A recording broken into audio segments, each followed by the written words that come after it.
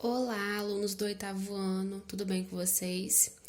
Antes de iniciarmos a nossa correção da atividade da gramática sobre figuras de linguagem, a tia gostaria de parabenizá-los, pelo compromisso, por estarem mandando as fotos direitinho da atividade, por estarem assistindo aos vídeos. Estou percebendo pelas atividades que a maioria mesmo está acertando a maior parte dos números de exercício. E assim, realmente elogiá-los pelo desempenho, porque está sendo muito bom, estou muito satisfeita. E apenas um recadozinho que não desmerece tudo que a tia já falou até agora, Mas apenas um pedido, É que, como vocês já sabem, nós estamos em um momento diferente, Precisando ainda mais de algumas coisas que, às vezes, se não fosse no momento atual, isso poderia passar batido, mas que devido a tudo que estamos vivendo não é possível, Que é a letrinha, porque por a tia corrigir por foto, quanto melhor for a letra, mais irá me ajudar a corrigir. E a outra parte, pessoal, é para vocês tentarem caprichar ao máximo na foto. Às vezes, não tô falando nem que ela toma de vocês não, Mas eu recebo às vezes muitas fotos em que a foto ficou longe da apostila, A tia conseguiu ver várias coisas ao redor, mas a foto, o exercício em si ficou distante, Então, tentem tirar foto bem de pertinho, pode ser questão por questão, não precisa ser uma foto por página ou algo do tipo, não. A prioridade é que a tia compreenda o que você fez e não necessariamente ser menos fotos. Então, vamos lá, pessoal. Página 133 da gramática.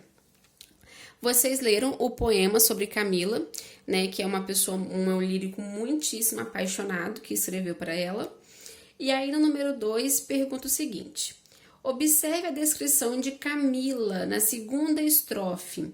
Com base nessa descrição, marque os itens que expressam o tipo de visão que o lírico tem de Camila. Então, pessoal, além da segunda estrofe, isso fica bem marcante, mas todo no poema como um todo a gente percebe o quanto que a Camila é idealizada, do quanto que a Camila é algo assim inalcançável. A gente pode perceber pelo trechinho que tá aqui, que Camila é sonho, é luz, Camila é o azul, Camila é a estrela, Camila está sempre no ar.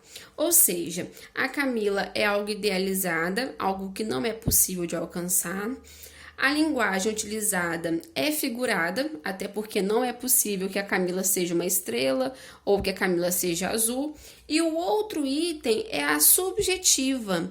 Pessoal, subjetiva vem de sujeito, vem da sua visão sobre algo. Repare que a subjetiva e a idealizadas, elas andam juntas, porque o ideal é muito particular, O que pode ser ideal para um, pode não ser para outro. E isso acarreta o subjetivismo, em que é a sua visão particular sobre algo, ok? Então, o número 2 é figurada, subjetiva e idealizada. Vamos agora para o número 3.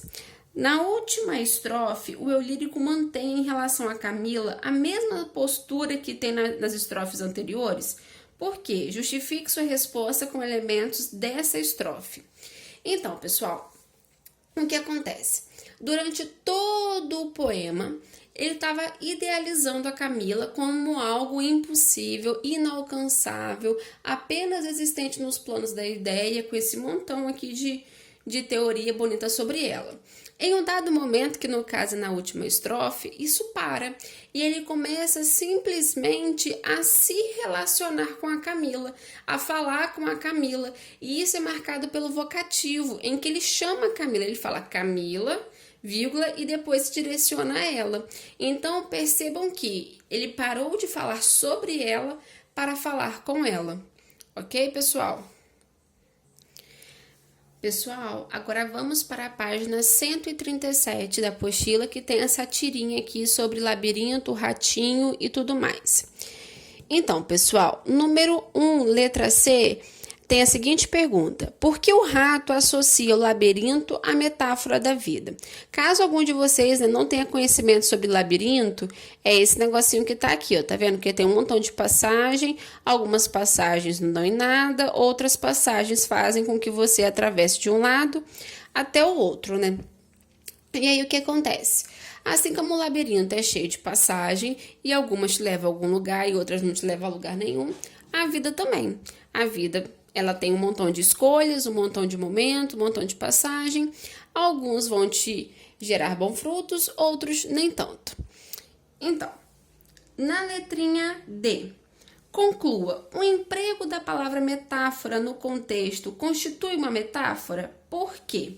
Então, pessoal, o primeiro ponto para que a gente consiga resolver essa questão é saber que o que é uma metáfora? É uma comparação indireta, é uma comparação que acontece sem seu marcador, que acontece sem o como, ok? Então, nesse caso aqui, está acontecendo uma aproximação entre metáfora, ó, no caso, um labirinto é uma metáfora da vida. Acontece uma aproximação entre metáfora aqui e o que realmente acontece na metáfora? Sim. Ou seja, nesse caso aqui de ser uma metáfora da vida, está dizendo que um labirinto é uma comparação com a vida. É como se o labirinto e a vida fossem próximos. Nesse caso aqui, houve uma comparação com a metáfora em si, figura de linguagem? Sim, houve. Agora, pessoal, vamos para a página 138. A tia vai ler o enunciado para vocês. Explicite a relação de semelhança a partir da qual se constituíram as comparações e metáforas destacadas no texto. Então, temos o textinho aqui e uma parte negrito. Por seres tão inventivo e pareceres contínuo, tempo, tempo, tempo, tempo, és um dos deuses mais lindos. Pessoal, voltando novamente à parte de comparação e metáfora, porque todas as duas se constituem em quê? Na aproximação de duas coisas. Comparação com o marcador e metáfora sem o marcador, certo? Então, pessoal, aqui vocês terão que encontrar aonde há a aproximação dos itens. Nesse caso aqui, a aproximação do tempo com deuses. Por que essa aproximação? Deuses enquanto poderoso, deuses enquanto detentor de todas as vontades e tempo também. Na letrinha B, o amor é como um raio galopando em desafios. Abre fendas, cobre vales, revolta as águas dos rios. Então, pessoal, nesse caso aqui, abre fendas, cobre vales, revolta as águas dos rios, está sendo comparado com amor, porque todos os dois são poderosos, todos os dois detêm uma força muito grande, ok? Na letrinha C, eu posso me dizer do amor que tive, que não seja imortal, posto que é chama, mas que seja infinito enquanto dure. O que é que está sendo comparado com chama? O que está sendo aproximado à chama, pessoal? O amor. O amor é como um fogo, ok? Aqui, pessoal, vocês têm a figura de linguagem, né? As frases, e vocês terão que me dizer qual é a figura de linguagem que está predominante aqui. Meu peito agora dispara, vivo em constante alegria, é o meu que está aqui. Então, pessoal, peito significa mama, o que a gente tem aqui, né? E quando a gente fala meu peito agora dispara, foi o peito, mama que disparou? Foi, pessoal? Não, foi o coração que disparou. No caso aqui, o que houve foi uma substituição. Substituição de coração por peito. Toda vez que há uma substituição, qual é a figura de linguagem que nós usamos? Metonímia. Letrinha B. Ela é minha delícia, o meu adorno, janela de retorno, uma viagem sideral. Pessoal, repare na aproximação que há entre ela e minha delícia. É uma aproximação e não houve um marcador. Uma aproximação sem marcador é o que nós chamamos de metáfora. Como 2 e 2 são 4, sei que a vida vale a pena, embora o pão seja caro e a liberdade pequena. Pessoal, esse daqui já inicia com o marcador como. Repararam aqui? Então, se iniciou com o marcador como, só pode ser comparação. Agora, pessoal, vamos para a página 140. Temos aqui, né, dois bichinhos que a gente não sabe o que é, né? Conversando. O que é a vida final? A vida é um breve hiato. O que é hiato, pessoal? Um espaço de tempo de perplexidade entre dois vazios, e eu aqui sem saber de nada. Letra A. Identifique e classifique a figura de linguagem que há na tira. Olha só, observe aqui esse quadrinho comigo. A vida é um breve hiato de perplexidade. Repare que há a proximidade entre vida e um breve hiato de perplexidade. Toda vez que há essa aproximação com a ausência de um marcador, é porque estamos diante do quê, pessoal? De uma metáfora. Letra B.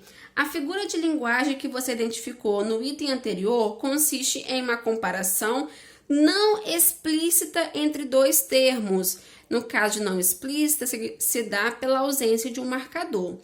Como ficaria a frase em que há a figura de linguagem que você identificou se a comparação fosse explícita? Primeiro precisamos perceber que se a comparação fosse explícita, estaríamos falando não mais de uma metáfora, mas de uma comparação.